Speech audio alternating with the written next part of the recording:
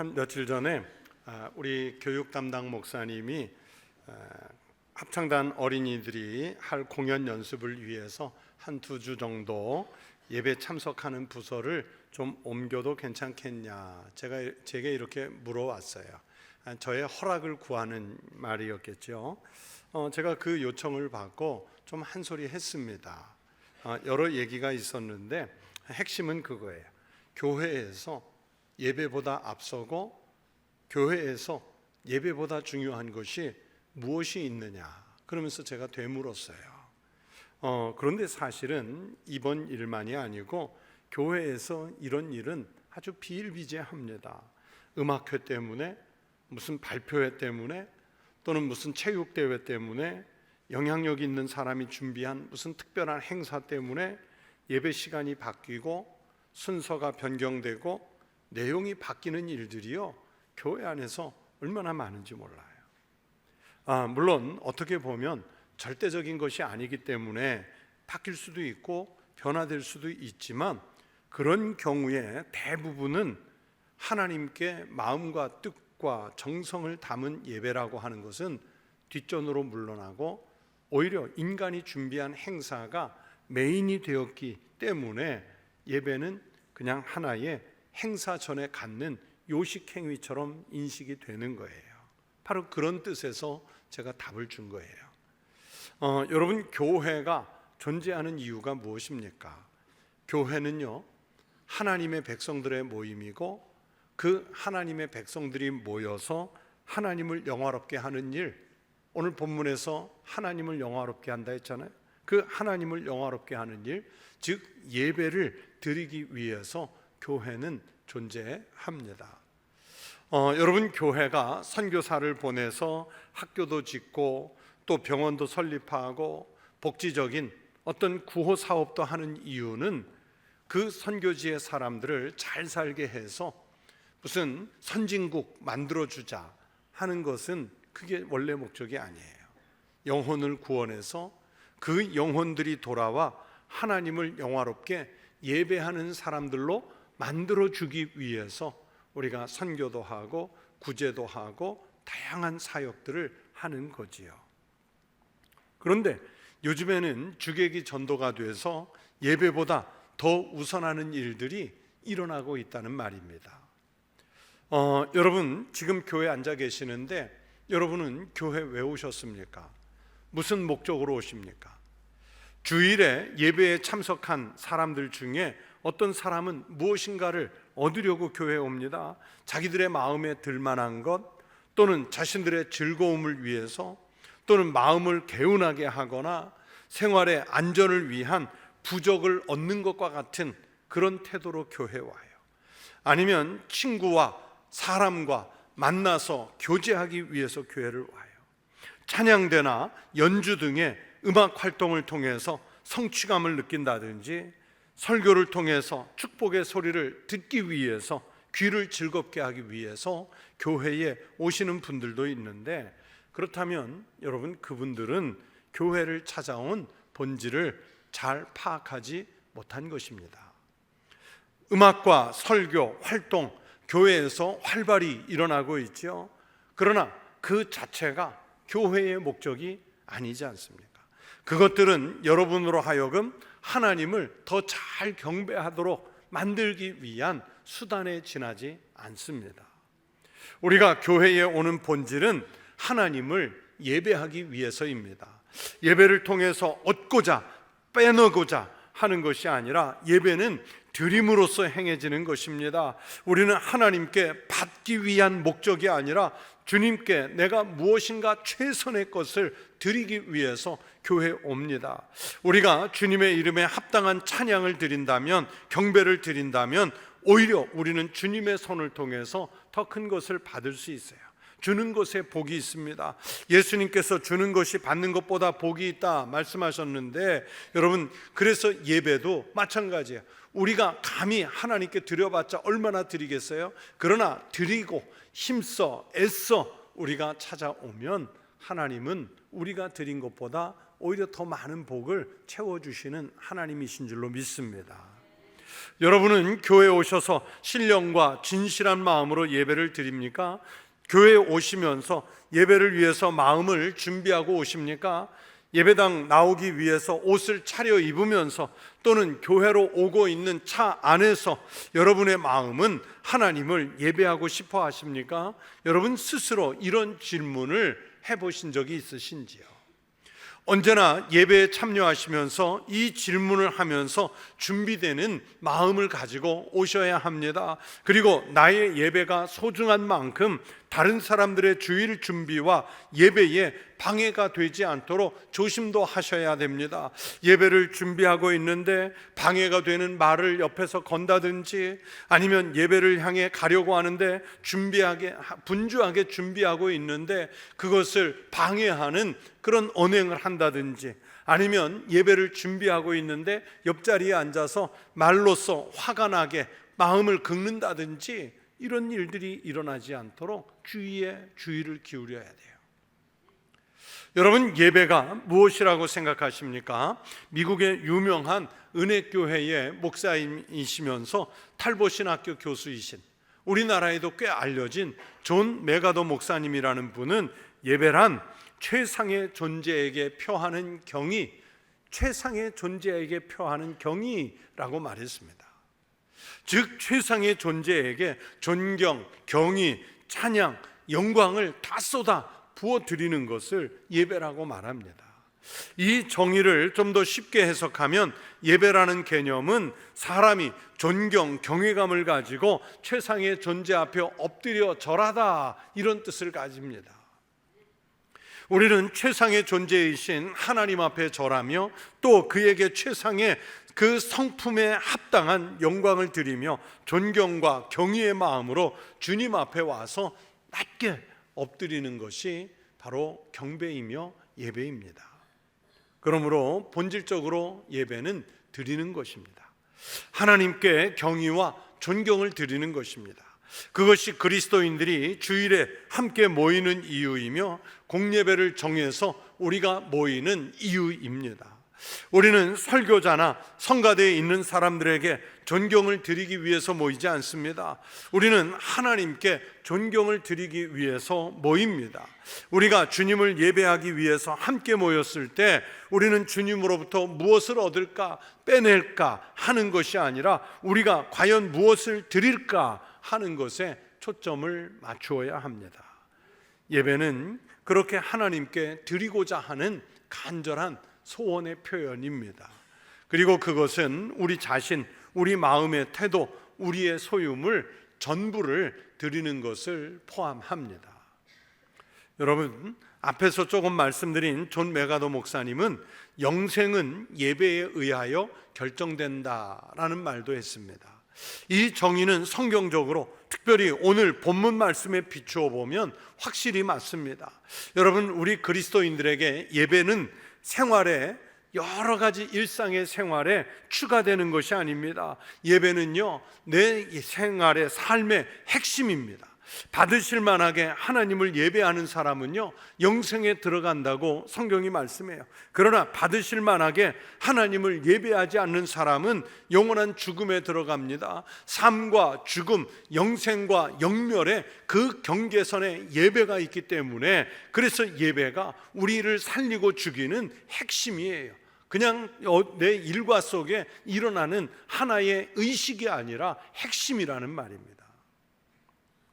오늘 우리 교회에서 이렇게 많은 분들이 함께 모여 예배를 드리지만, 여러분, 이 속에는 두 가지의 예배자만 존재합니다. 받으실 만한 예배자이거나 하나님께서 받으실 만하지 못한 예배자, 이렇게 두 종류입니다.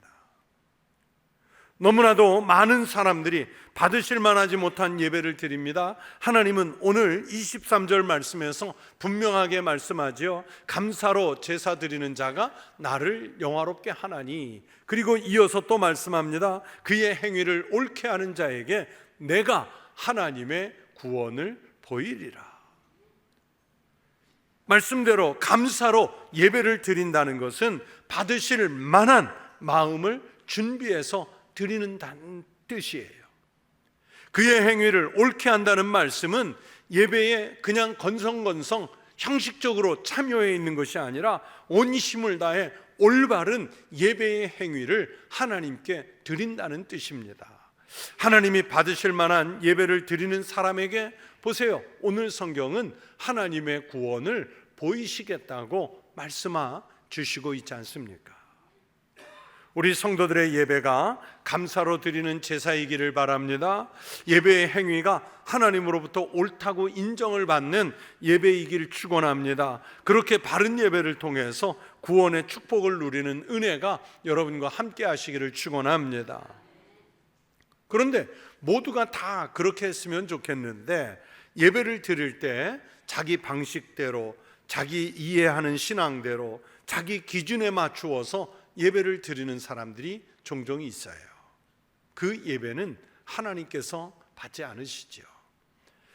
예를 들면, 광야에서 모세가 시내산에 기도하러 40일간 들어가 있었잖아요. 그런데 백성들 입장에서는 지금 하나님이 보이지 않아요. 자기네들을 광야길로 인도하던 지도자 모세가 보이지 않아요. 당혹스러운 상황이죠.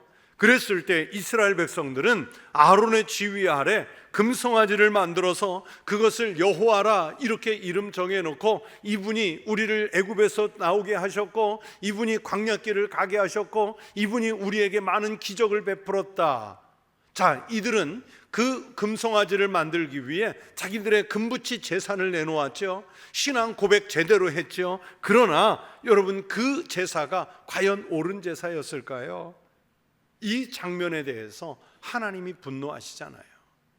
하나님은 받아들일 수 없는 방법으로 그들이 드린 제사나 예배를 받지 않으셨습니다. 하나님을 형상으로, 물질적인 표현이나 우상의 형상으로 그렇게 전락시키는 것을 하나님은 전혀 용납하지 않으셨습니다. 대제사장 아론의 두 아들 나답과 아비후가 제사장의 직분을 받아서 처음 예배, 제사를 인도하는 날 어떤 일이 있었느냐? 각기 향로를 가져다가 여호와께서 명령하시지 아니하신 다른 불을 담아 여호와 앞에 분향하였더니, 즉 자기들 나름대로, 자기들 생각대로 힘써 정성껏 제사를 지냈다는 얘기예요. 하나님께서 진노하셨습니다. 자기들 마음대로 드렸고, 그랬더니 하나님께서 진노하셨고, 그 결과가 어떻게 됩니까? 불이 여호와 앞에서 나와 그들을 삼킴에 그들이 여호와 앞에서 죽은지라. 자기들 마음대로 드린 제사, 아무리 정성이 들어가 있고 힘써 한 것 같아도 그 결과는 죽음인 거예요. 하나만 더 예를 들겠습니다. 사무엘상 13장에 보시면 사울 왕이 제사장 사무엘이 아직 전쟁터에 도착하지 않았는데도요, 백성들이 동요하고 흩어지기 시작하니까 스스로 왕이 제사장이 돼서 하나님 앞에 제사를 드리지 않습니까? 사무엘이 도착해서 그 장면을 보고 왕을 질책을 합니다. 왕이 망령되이 행하였도다. 왕이 왕의 하나님 여호와께서 왕에게 명하신 명령을 지키지 아니하였도다. 왕의 나라가 길지 못할 것이라. 여러분, 사울 왕은요, 대충 드린 제사가 아니었어요. 힘써서 드렸고요. 그러면서 모든 제물들 중에 정말 으뜸에 왕에게 바쳐진 진상품을 가지고 제사를 드렸단 말이에요. 그러나 그 힘써드린 제사가 하나님 기준에 부합한 것이 아니었기 때문에 사무엘에게 책망을 들었고, 그 책망대로 사울 왕가는 사울 왕 당대의 왕으로서 끝나버리고 말지 않습니까? 여러분, 하나님은 하나님의 마음에 합한 사람이 드리는 예배만을 받으십니다. 하나님의 말씀에 복종하는 사람이 드리는 예배만을 받으십니다. 우리 성도들의 예배가 하나님의 마음에 맞는 예배이시길 바랍니다. 하나님 말씀에 복종하는 마음으로 드리는 예배를 드려서 하나님께서 내리시는 복을 누리시기를 축원합니다. 경건한 예배, 하나님께 온전한 마음으로 드리는 예배를 위해서, 그래서 여러분에게 몇 가지 당부를 드리려고 합니다. 첫째, 주일 예배를 지키는 일에 전심을 기울이셔야 해요. 물론 세례교인 이상에게는 모든 공적인 예배에 참여할 의무가 있습니다만, 특별히 그 중에서도 주일 성수하는 일에는 온 마음을 다 기울이셔야 돼요. 요즘은 너무나 바쁘게 살다 보니 주일을 잘 지키지 못하는 분들이 꽤 많습니다. 지금까지 목회하면서 보면요, 대부분의 교회들이 세례교인 예배 출석률이 50% 넘기기가 쉽지 않습니다. 심지어 소위 10,000명이 넘어가는 초대형 교회들은요 20에서 25% 정도만 출석해서 주일 예배를 드려요. 우리 교회도 마찬가지입니다. 우리 교회도 세례교인을 기준으로 할 때 매 주일 약 50% 내외만 예배를 드리고 있습니다. 우리 한국교회 교인을 예전에는 1,200만 명이다 1,000만 명이다 했는데 요즘은 좀 냉정하게 평가하면 약 800만 명 정도로 추산을 하는데, 여러분 50%라고 보아도요, 그러면 주일에 예배드리는 우리 한국교회 성도가 400만 명 언저리에 불과하다는 것을 알 수 있습니다. 그건 예배자의 마음이 아닌 것이죠. 하나님 앞에 참 부끄러운 모습입니다.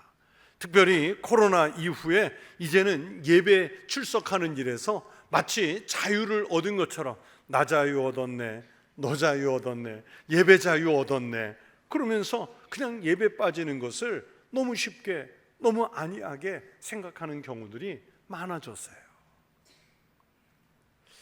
제가 대전에서 목회할 때 한 젊은 남자 집사님 한 분이 직장에서 부산으로 발령을 받았습니다.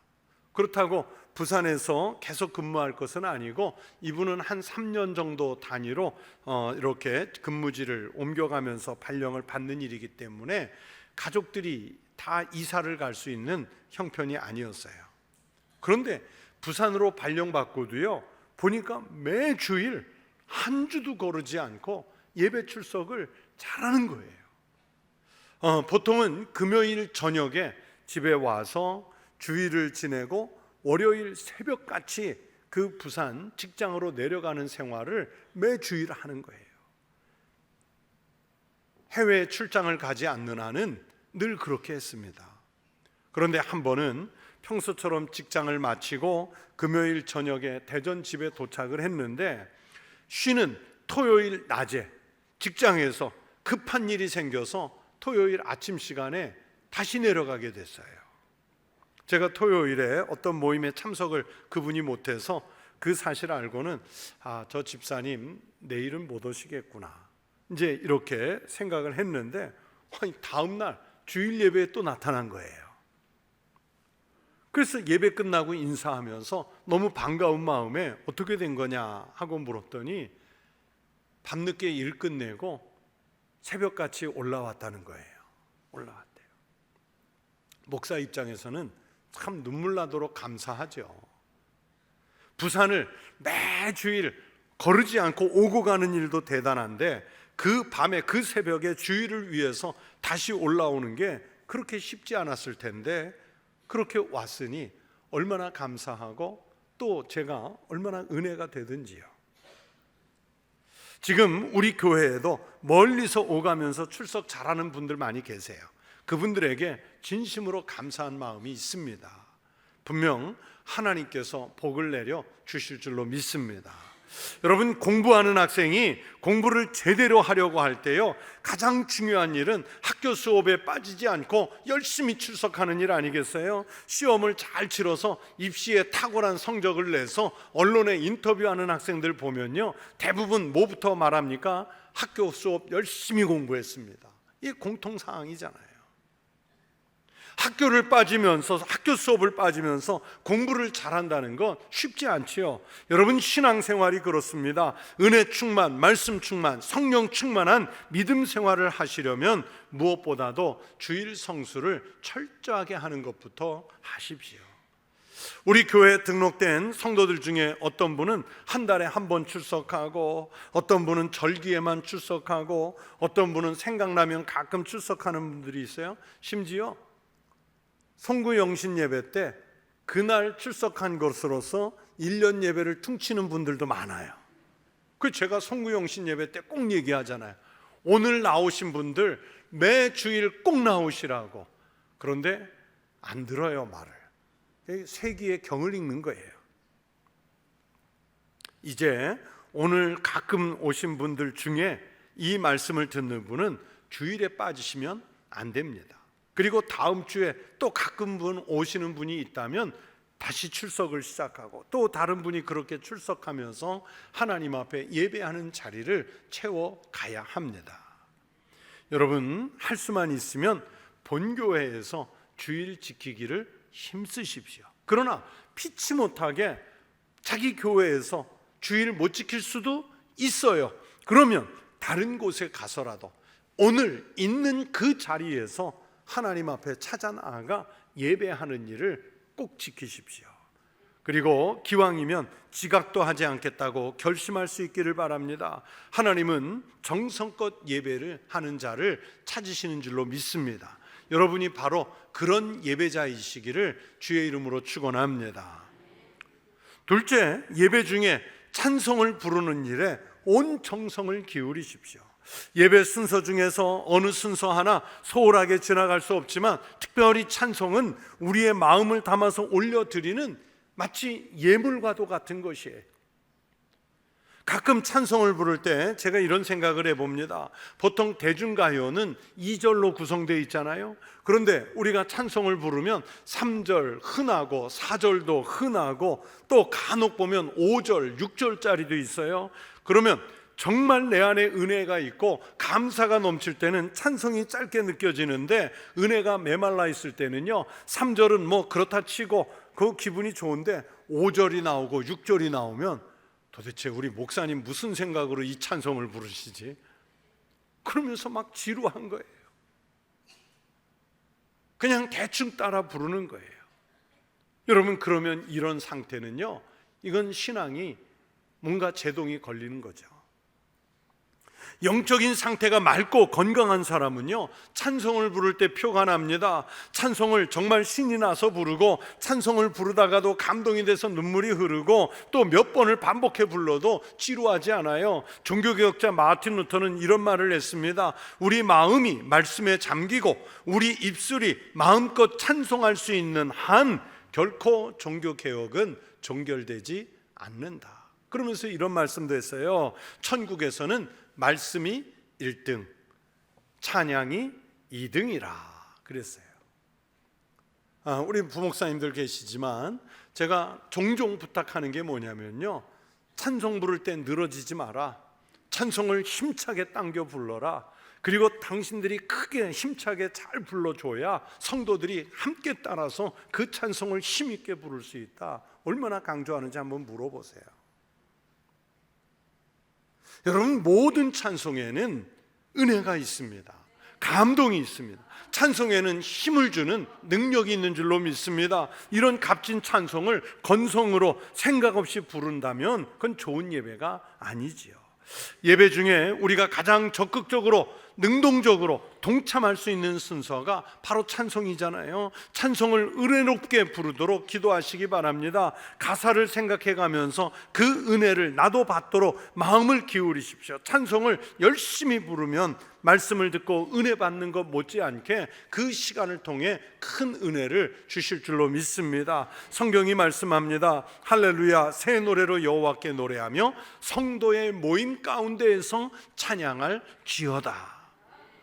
예배가 살려면 찬송이 살아야 합니다. 살아있는 교회들은 예배가 살아있고, 예배가 살아있다 함은 말씀이 살아있고 찬송이 살아있음을 말합니다. 예배를 드릴 때마다 찬송을 힘써 열심히 잘 부르는 성도들이 되시기를 바랍니다. 셋째는 로얄석에서 예배 드리시기 바랍니다.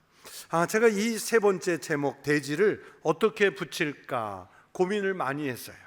어느 목사님은 S석에서 예배드리기 이런 말도 했는데, 가끔 음악회나 뮤지컬 공연을 보기 위해서 갈 때가 있어요.